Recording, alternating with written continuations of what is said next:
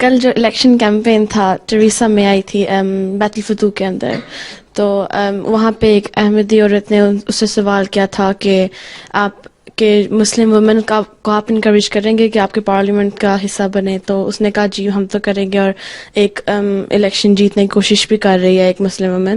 تو آپ انکریج کریں گے احمدی مسلم وومن کو پولیٹکس میں جانے کے لیے؟ چلی جائے پر وقف نو کو نہیں کروں گا. اچھا ٹھیک ہے.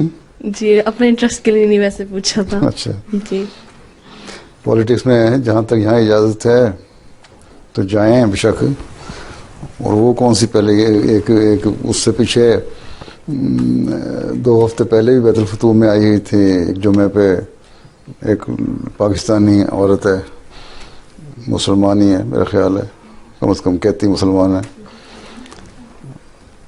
شکل سے دیکھ کے میں اس کو یہی لگا تھا کہ انگریز ہے. بال کٹے ہوئے، نہ اسکارف نہ دوپٹہ نہ کچھ، ٹراؤزر اور پہنی ہوئی تھی. تو اس نے تعارف جب کرایا تو مجھے پتہ لگا کہ مسلمان ہے. تو اگر اس طرح کی حالت میں رہنا ہے تو بے شک جائیں، ٹھیک ہے.